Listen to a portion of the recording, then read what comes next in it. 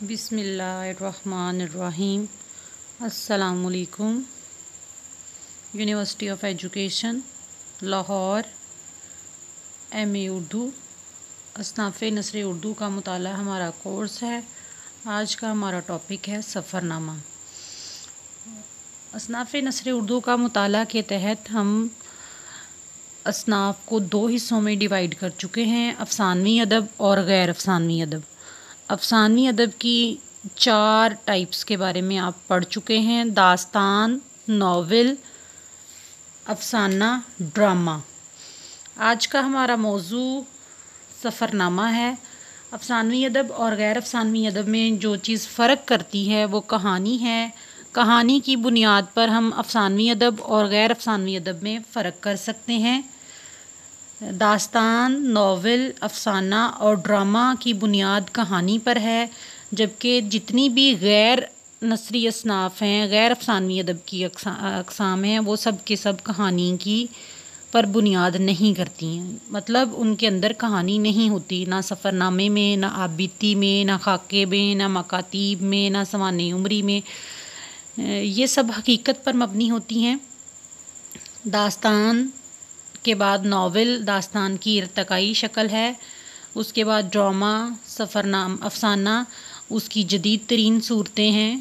Drama stage پر act کرنے کی غرض سے لکھا جاتا ہے، جبکہ افسانہ جو ہے وہ دور جدید کی پیداوار ہے۔ اس کے بعد افسانوی ادب کی 4 ٹائپس پڑھنے کے بعد اب ہم غیر افسانوی نثر کے بارے میں پڑھیں گے۔ ہم 4 ٹاپکس ہم نے مڈ تک کور کر لیے۔ آج 6ویں ویک کا یہ پہلا لیکچر ہے، جس میں ہم سفر نامہ کے بارے میں پڑھ رہے ہیں۔ سفر نامہ کا آغاز کر چکے ہیں۔ مقاصد تدریس کچھ اس طرح سے ہیں کہ سفر نامے کی جامع انداز میں وضاحت کی جائے گی، سفر نامہ کی لغوی اور اصطلاحی تعریف بیان کی جائے گی، سفر نامہ کی اقسام کا جائزہ لیا جائے گا، سفر نامہ کی اہمیت کو واضح کیا جائے گا، سفر نامہ کیا ہے اس چیز پر تفصیل سے روشنی ڈالی جائے گی۔ سفر نامہ کی مختلف اقسام ہیں۔ سفر نامہ آغاز میں ایک گائیڈ بک ہوا کرتا تھا، جبکہ اب جدید کا سفر نامہ اپنے اندر منظر نگاری، جزیات نگاری اور بے شمار لوازمات کے ساتھ اپنے پورے جوبن پر نظر آتا ہے، اور اس نے ادب کا ایک وسیع جو ہے وہ میدان پر کرنے کی کوشش کی ہے۔ سب سے پہلے سفر نامہ کی اہمیت کے بارے میں جان لیتے ہیں۔ سفر نامہ انسانی زندگی کا اہم جز ہے۔ سفر نامہ کا شمار غیر افسانوی ادب میں ہوتا ہے۔ سفر نامہ کو بیانیہ اصناف ادب میں شمار کیا جاتا ہے۔ سفر نامہ 20ویں صدی کی ایجاد ہے۔ سفر نامہ کسی مصنف کے سفر کی مشاہدات کا مرقع ہوتا ہے۔ گویا ہم یہ کہہ سکتے ہیں کہ سفر نامہ انسانی زندگی کا اہم جز ہے۔ جنت معلیٰ سے زمین کی طرف آدم کا پہلا قدم انسانی سفر تھا۔ اسی سفر سے انسانی زندگی کا رخ متعین ہوا۔ نوح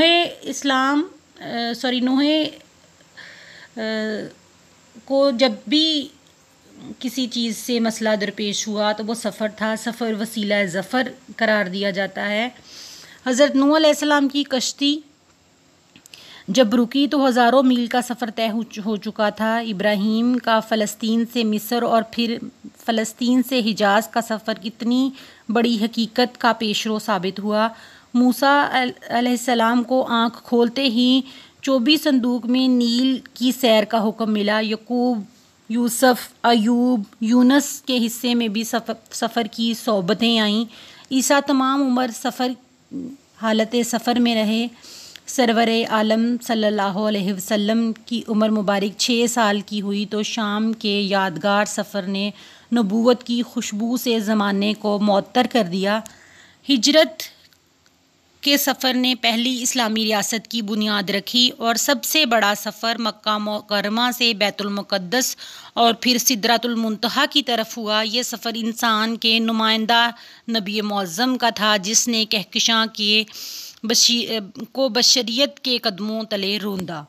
سبق ملا یہ معراج مصطفیٰ سے مجھے، سبق ملا یہ معراج مصطفیٰ سے مجھے کہ عالم بشریت کی زد میں ہے گردوں.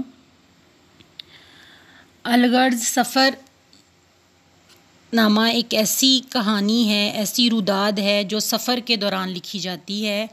سفر نامہ جیسی صنف کو ناول، افسانے اور ڈرامے کے بعد سب سے زیادہ مقبولیت حاصل ہوئی. سفر نامے کی آج تک کوئی ٹھوس تعریف متعین نہیں ہوئی. اسے خارج سے متعلق بیانیہ اصناف ادب میں شامل کیا جاتا ہے. سفر نامہ کسی مصنف کی سفری مشاہدات کا مرقع ہوتا ہے.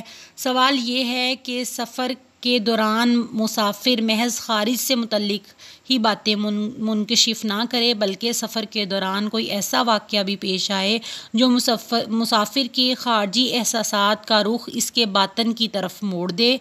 مسافر نوازی کے کئی پہلو سفر نامے کو تخلیقی مرتبہ عطا کر دیتے ہیں. سفر نامہ مزاج کے لحاظ سے خط، روزنامچے، داستان، رپورٹ اور افسانے کے خاندان سے تعلق رکھتا ہے. سفر نامے کی تخلیق کے پس منظر میں بہت سارے حقائق ہیں. سفر نامے کی تعریف لکھتے ہوئے ڈاکٹر انور سدید کہتے ہیں، سفر نامے کا شمار اردو کی بیانیہ اصناف میں ہوتا ہے. سفر نامہ چونکہ چشمدید واقعات پر لکھا جاتا ہے، اس لیے سفر اس کی اساسی شرط ہے. بادی النظر میں سفر کے ساتھ انجانے دیسوں کی سیر، نئی فضاؤں سے واقفیت اور انوکھے مناظر کے مشاہدے کا تصور وابستہ ہے. ڈاکٹر انور سدید سفر نامے کے بارے میں بڑی جامع رائے دیتے ہیں. وہ کہتے ہیں سفر نامے کا شمار اردو کی بیانیہ اصناف میں ہوتا ہے. سفر نامہ چونکہ چشمدید واقعات پر لکھا جاتا ہے، اس لیے سفر اس کی اساسی شرط ہے. بادی النظر میں سفر کے ساتھ انجانے دیسوں کی سیر، نئی فضاؤں سے واقفیت اور انوکھے مناظر کے مشاہدے کا تصور وابستہ ہے. اسی لیے سفر میں تحیر کا عنصر فطری طور پر شامل نظر آتا ہے اور یہ تحیر انسان کو سفر پر اکساتا ہے. سفر کی نوعیت خواہ کیسی ہو، سیاح یا مسافر کے وابستگان اس بات کی آرزومند ہوتے ہیں کہ تجربات سفر سے زیادہ آگہی حاصل کر کے اپنی معلومات میں اضافہ کریں. یہ بات ان ممالک میں زیادہ شدت کے ساتھ سامنے آتی ہے جہاں معاشرہ ایک مخصوص تہذیبی اور نظریاتی چار دیواری میں محصور ہو اور فرد کو اس چار دیواری سے باہر نکلنے کے مواقع نسبتاً کم حاصل ہو. اس قسم کے معاشرے میں دور و دیس کی ہر چیز الف لیلوی نظر آتی ہے اور قاری کرید کر معلومات حاصل کرنا چاہتا ہے کہ مسافر نے کیا دیکھا، سفر کیسا گزرا، اس میں کیا کھویا اور کیا پایا ہے. چنانچہ جو لوگ سفر اختیار نہیں کر پاتے وہ کوائف سفر سن کر ہی اپنے ذوق کے سفر کو تسکین دے لیتے ہیں. سفر نامہ ہر ادب کی ایک مستقل بیانیہ صنف ہے جس میں خارجی مشاہدے کو تخیل پر فوقیت حاصل ہے. البتہ سفر سے متعلق ہونے کے باعث سفر نامے میں تخیل کا عنصر نمایاں تر ہے، لیکن یاد رہے کہ مستقل ادبی صنف ہونے کے ناطے سفر نامے کی پیشکش ادبی نوع کی ہوگی، نہ کہ صرف مسافر کا بیان. اس لیے یہ امر مجبوری سفر اختیار کرنے والے ہر مسافر کا سفری احوال ادب کی ایک مستقل صنف سفر نامہ یا سیاحت نامہ نہ کہلائے گا. دنیا کی ہر قدیم تہذیب میں سفر نامے کا وجود دکھائی دیتا ہے. چین، یونان، مصر اور ایران میں مذہبی مقاصد کے لیے سفر اختیار کیا گیا. تحریری شکل میں سب دستیاب ہونے والا دنیا کا قدیم ترین سفر نامہ تقریباً 3500 سال پرانا ہے، جسے اردو کا سب سے پہلا سفر نامہ کہا جاتا ہے. اجنبی شہروں اور غیر ممالک کے جغرافیائی اور سماجی حالات نے انسان کی ہمیشہ سے دلچسپی رہی ہے. ایک سیاح جب اپنے جغرافیائی اور سماجی گرد و پیش سے نکل کر کسی دوسرے مقام پر پہنچتا ہے تو اسے وہ تمام چیزیں جو اس کے لیے اپنے ماحول سے نامانوس ہوتی ہیں، اختلاف ماحول اور اختلاف معاشرت کے باعث دلچسپ اور استعجاب انگیز نظر آتی ہیں، اور وہ باتیں جو مشترک ہوتی ہیں وہ اپنے اشتراک کے باعث دلچسپ معلوم ہوتی ہیں، وہ انہیں دوسرے بالخصوص اپنے ہم وطنوں کے لیے قلم بند کرتا ہے. ایسی تحریر کو ہم ادبی اصطلاح میں سفر نامہ بھی کہہ سکتے ہیں. اچھا سفر نامہ وہ ہوتا ہے جس میں مشاہدے کی گہرائی، ثقافتی مطالعے کا سلیقہ، تمام اختلافات کے باوجود بنی نوع انسان کی اساسی وحدت کا شعور، اجنبی دیار کی زندگی کا ایسا صحیح تعارف شامل ہو جو مبنی صداقت ہو، قارئین کی دلچسپی ہو، اس کے اندر خیال انگیز اور فکر انگیز ہو، بصیرت افروز ہو۔ قدیم سفر ناموں میں مارکو پولو، ابن خیبر، ناصر خسرو اور ابن بطوطہ کے سفر نامے خاص اہمیت رکھتے ہیں۔ یہ بھی بات یاد رکھنے کے قابل ہے کہ سفر نامے کا موضوع انسان اور انسانی زندگی ہے، تاریخی اور جغرافیائی حالات و کوائف نہیں، لیکن ہم جانتے ہیں کہ جغرافیائی ماحول اور تاریخی پس منظر میں کسی مقام کی انسانی زندگی پر گہرے اثرات ثبت کرنا ایک فطری عمل ہے۔ اسی لیے تاریخی پس منظر اور جغرافیائی حالات سے واقفیت بھی لازمی قرار دی جاتی ہے۔ بعض سفر نامے اپنی ان خصوصیت کے باعث جو ایک رپورٹ کے لیے ضروری ہیں، رپورٹ تاز کا درجہ حاصل کر لیتے ہیں، لیکن ہر سفر نامہ رپورٹ تاز نہیں ہوتا، اور دوسری طرف رپورٹ تاز کے لیے یہ بھی ضروری نہیں کہ وہ کسی سفر ہی کے حالات سے متعلق ہو۔ یہ بھی ایک یاد رکھنے کی بات ہے۔ سفر نامے کے لیے ضروری ہے کہ حرکت کی بنیاد پر لکھا جائے۔ تاریخ شاہد ہے کہ کسی بھی مقام یا رویے پر مستقل قائم نہیں رہا جا سکتا۔ کسی بھی جگہ پر انسان زیادہ دیر تک قیام نہیں کر سکتا۔ بہشتی نعمتوں کو ٹھکرا کر انسان نے دانہ گندم سے شناسائی حاصل کی، کہیں لہسن مسور کی طلب میں منو سلوا سے ناشکری کا اظہار کیا، کہیں اس قدر مجبور ہے کہ اپنا سب کچھ چھوڑ کر دوسرے شہروں کی طرف ہجرت کرتا ہوا ملتا ہے، اور کہیں اتنا مختار ہے کہ بحر ظلمات تک گھوڑے دوڑانے سے دریغ نہیں کرتا۔ یہ تمام مراحل اصل میں انسان کی ایک حالت سے دوسری حالت میں جانے اور ہر دم محو سفر رہنے کی مختلف شکلیں ہیں۔ ویسے تو نوع انسانی کے پہلے پیغمبر کے آسمان سے زمین پر آنے اور ہمارے آخری پیغمبر کے زمین سے آسمان کی طرف کا سفر اپنی اپنی نوعیت کے اہم ترین سفروں میں شمار کیا جا سکتا ہے، لیکن یہاں سفر نامے سے مراد زمینی اور عمومی نوعیت کے سفر کی ہے جو ہمارا موضوع ہے۔ انہی زمینی نوعیت کے سفروں میں حضرت انسان کہیں جنت کے حصول کی خواہش میں حجاز مقدس کا سفر کرتا ہے، کہیں پیٹ کا دوزخ بھرنے کے لیے ملک ملک کی خاک چھاننے میں اس قدر محب ہو جاتا ہے کہ اس کے پیچھے کچھ اس طرح سے صداؤں کی بازگشت سنائی دیتی ہے: سونا لینے پی گئے اور سونا کر گئے، اور سونا کر گئے دیس، سونا لینے پی گئے اور سونا کر گئے دیس، سونا ملا نہ پی پھرے روپیہ ہو گیا کیس۔ اور کہیں تھوڑی سی فضا اور صحیح کی خواہش کے حصول میں نگری نگری جنت و دوزخ کے امتزاج ڈھونڈتا نظر آتا ہے۔ یہ سیر و سیاحت شروع ہی سے انسان کا فطری ذوق رہی ہے۔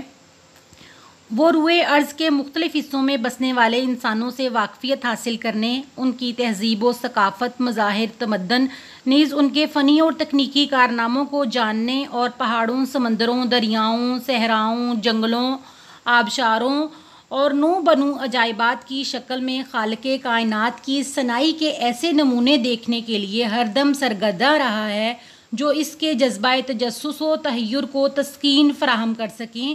پھر مسلمانوں کے لیے تو سیاحت کا خدائی حکم بھی ہوا ہے۔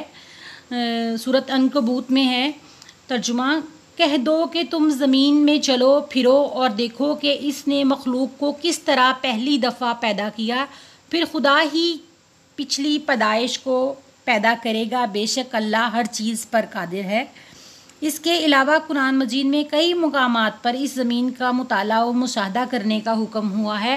غالباً یہی سبب ہے کہ مسلمانوں کے ہاں ایک زمانے تک ذوق سفر دوسری اقوام کی نسبت بہت زیادہ رہا ہے۔ ڈاکٹر تحسین فراقی اس ضمن میں بڑی خوبصورت بات کہتے ہیں: سفر اور متعلقات سفر پر خواہ یہ سفر عروجی ہو یا عرضی، جتنا لٹریچر آپ کو مسلم ادبیات میں ملتا ہے اس کا اشیر بھی دیگر تہذیبوں کے ادب میں نہیں ملتا۔ پھر یہ بھی کہ حضرت انسان کی قدیمی فطرت ہے کہ وہ اچھے حالات سے گزرے یا اس کے دیگر گوں صورتحال کا سامنا ہو، وہ اپنے تجربات میں دوسروں کو شریک کرنا بھی ضروری خیال کرتا ہے، کیونکہ وہ دنیا کے دکھوں یا مسرتوں کو اکیلا ہضم یا برداشت نہیں کر سکتا۔ دوسروں کو اپنا رازداں بنانے کی اسی خواہش میں سفر نامے کا فن تولید پایا ہوا۔ اگرچہ ماضی قدیم سے زمانہ حال تک مختلف زمانوں میں سیاحوں کے محرکات سفر مختلف رہے ہیں۔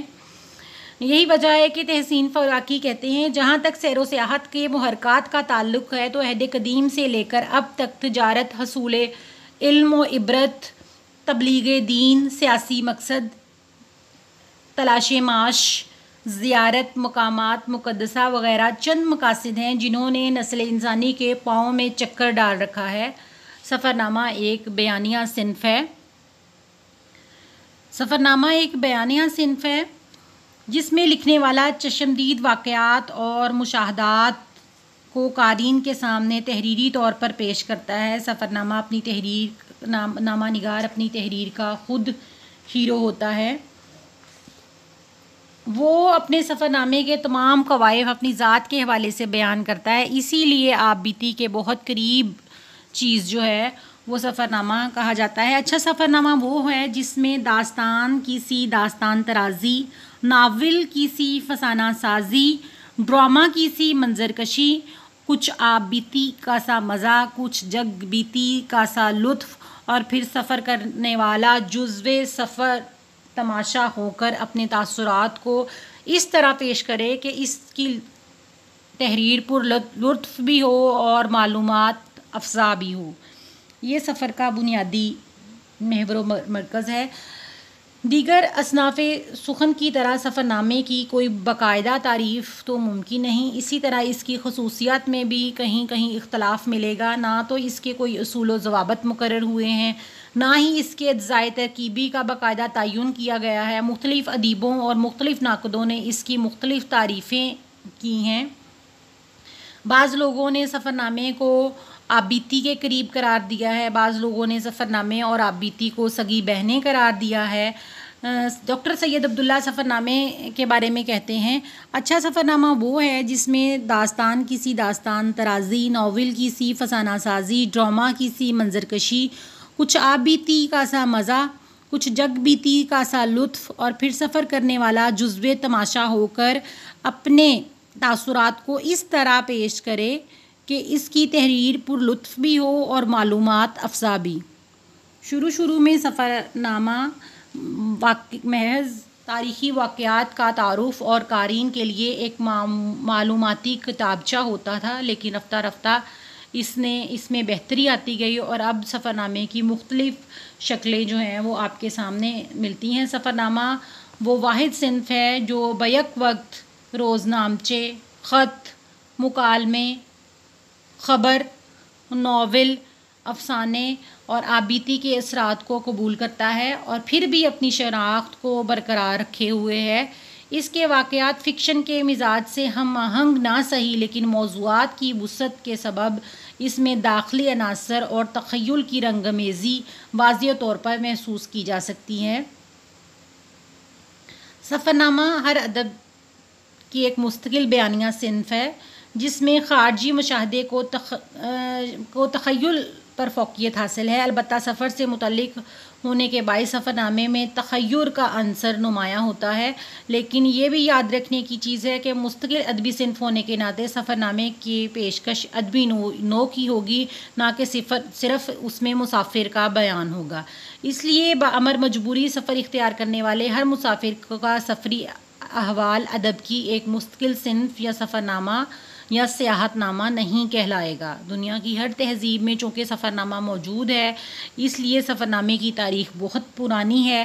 اگرچہ جو قدیم سفر نامہ ہے وہ ایک طرح کی گائیڈ بک ہوا کرتا تھا جس میں مختلف مقامات کے، مختلف علاقوں کے، مختلف شہروں کے جو حدود اربع ہیں، خصوصیات ہیں، محل وقوع ہیں، یا پھر ذرائع آمد و رفت یا ذرائع آبپاشی، مشہور ہوٹلز، مشہور مقامات کے بارے میں جو ہے وہ رہنمائی کرتا تھا۔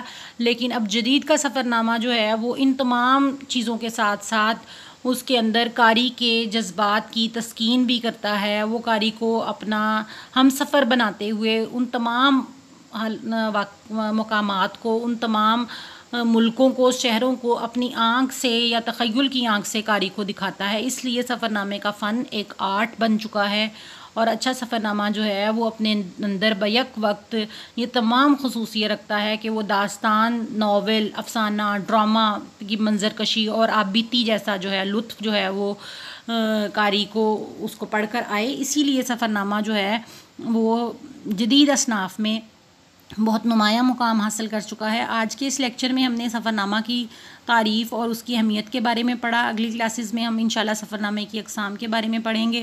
اردو کی اصناف پر جو کتابیں ہیں وہ آپ لوگوں کے پاس ہوں گی. اصناف ادب رفیع الدین ہاشمی کی بہت عمدہ کتاب ہے. اشفاق ورق کی اصناف نظم و نثر ہے، اس سے استفادہ کر سکتے ہیں.